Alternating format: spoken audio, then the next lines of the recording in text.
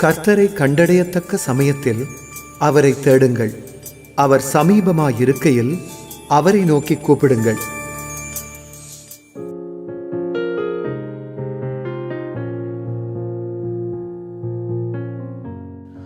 மறுபடியும் சத்திய வசன நிகழ்ச்சி கூடாக உங்கள் அனைவரையும் சந்திப்பதிலே நான் பெருமகிழ்ச்சி அடைகின்றேன். இன்றைய தியானத்துக்கு ஆதாரமாக ஏசாயா 44 அதிகாரம் 18 வாக்கியத்தை நாங்கள் வாசிப்போம். அறியாமலும் உணராமலும் இருக்கிறீர்கள், காணாதபடிக்கு அவர்கள் கண்களும் உணராத படிக்கு அவர்கள் இருதயமும் அடைக்கப்பட்டிருக்கின்றது. ஒருமுறை ஒரு நாத்திகன் சொன்னான், நான் கடலை காணுகின்றேன், கடல் இருக்கிறது. நான் மலையை காணுகின்றேன், மலை இருக்கிறது. நான் அழகிய இயற்கையிலே காணப்படுகின்ற அழகிய இயற்கை காட்சிகள் அத்தனையும் நான் காணுகின்றேன். அதனாலே அந்த காட்சிகள், அந்த பொருட்கள் எல்லாம் இருக்கிறது. நான் கடவுளை காணவில்லை, அதனாலே கடவுள் இல்லை என்று சொன்னான். அப்பொழுது அந்த இடத்திலே நின்ற ஒரு குருடன் சொன்னான், ஐயா, நீங்கள் இந்த இடத்திலே இருப்பதை நான் காணவில்லை, அதனாலே நீங்கள் இந்த இடத்திலே இல்லை என்று பொருள் ஆகிவிடுமா என்று ஒரு கேள்வியை கேட்டான்.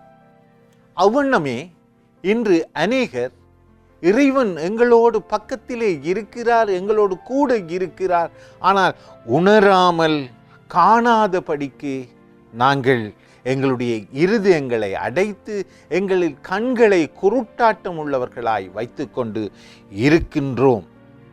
உலகிலே பல மக்கள் இந்நிலையிலே இருக்கிறார்கள், வாழுகின்றார்கள்.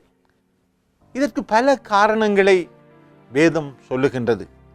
பாவத்தின் நிமித்தம் மனிதர்கள் அப்படி கடவுள் பக்கத்திலே இருந்தாலும் கடவுளை காணாதபடிக்கு, கடவுளை உணராதபடிக்கு அவர்கள் கண்கள் குருட்டாட்டம் உடையதாய் மாறிவிடுகின்றது. உலக வாழ்வின் அழுத்தங்களின் நிமித்தம் மனிதர்கள் இறைவனை காண முடியாதபடி மிகவும் அவசர வாழ்வு நிலைக்குள் சென்று விடுவது இன்னொரு காரணமாய் இருக்கிறது. இப்படி பல காரணங்களின் நிமித்தம் இறைவனை உணராமல் காணாமல் மனிதர்கள் வாழுகிறார்கள். நாம் காணவும் அறியவும் உணரவும் தக்கவர்களாக எம்மை நாம் இறைவனுக்கு அர்ப்பணிக்க வேண்டும். இந்த அர்ப்பணிப்பு ஒவ்வொரு நாளும் எங்கள் வாழ்வில் நடக்க வேண்டிய ஒரு காரியமாய் இருக்கிறது. ஒவ்வொரு நாளும் நாங்கள் இறைவனுக்காக எம்மை அர்ப்பணித்து அவருடைய பிரசன்னத்தை உணர்கிறவர்களாய், அவருடைய அனுதின அவருடைய எங்கள் வாழ்வில் அவருடைய ஈடுபாடுகளை உணர்ந்தவர்களாய், காணுகின்றவர்களாய் நாங்கள் வாழ வேண்டியது மிக மிக தேவையாய் இருக்கின்றது.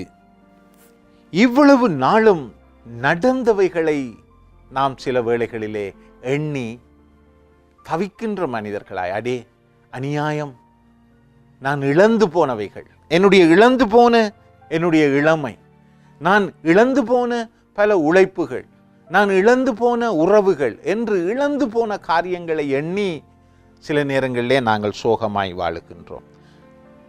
கடந்து போன காரியங்களை எண்ணி கலங்குவதிலே பிரயோசனம் இல்லை. நாங்கள் அப்படி கடந்து போன காரியங்களை எண்ண தேவை இல்லை. இந்த புதிய ஆண்டுக்குள்ளே பிரவேசிக்கின்ற நாங்கள் இன்றே தீர்மானம் எடுக்க வேண்டும். அந்த தீர்மானம் என்ன? நாம் இறைவனை ஒவ்வொரு கணமும் எங்களுடைய வாழ்க்கையிலே காணவும் உணரவும் தக்கதாக நாங்கள் வாழ வேண்டும். 3 காரியங்களை உங்களுக்கு நான் சொல்ல விரும்புகின்றேன். முதலாவது, உலகில் பல மக்கள் அவரை காணாத ஒரு நிலையிலே வாழுகின்றார்கள். 2வது, நானும் நீங்களும் அவரை உணர வேண்டும், காண வேண்டும் என்றால் எங்களுக்குள் ஒரு அர்ப்பணிப்பு வேண்டும். 3வது, எல்லா நேரத்திலும் ஒவ்வொரு கணமும் அவருடைய பிரசன்னத்தோடு நாம் வாழுகின்ற போது வெற்றியுள்ள ஒரு வாழ்க்கையை வாழலாம். ஜபிப்போமா? ஆண்டவரே இயேசுவே சுவாமி, இந்த நல்ல நேரத்துக்காக உங்களுக்கு நன்றி என்று சொல்லுகின்றேன். தேவமே, இந்த செய்தியை கேட்டுக்கொண்டு இருக்கின்ற ஒவ்வொருவருக்கும் சுவாமி ஆண்டவரே உங்களுடைய தெய்வீக பிரசன்னம் கடந்து வரும்படியாக நீங்கள் உதவி செய்ய வேண்டுமாய் மன்றாடுகின்றேன். தேவமே, உங்களை காணாதபடி, உணராதபடி, உங்களை அறியாதபடி உலகம் கண்மூடிக்கொண்டிருக்கிறது. ஆனால் நீங்கள் உங்களை நாங்கள் காணவும் அறியவும் மென்மேலும் உங்களுக்குள் வளரவும் தக்கதாக எங்களை வழி நடத்துவதற்காக நன்றி. நாங்கள் அதிலே நிலைத்திருக்க எங்களுக்கு உதவி செய்யும். இயேசு கிறிஸ்துவின் நாமத்திலே ஆமென். ஆமென்.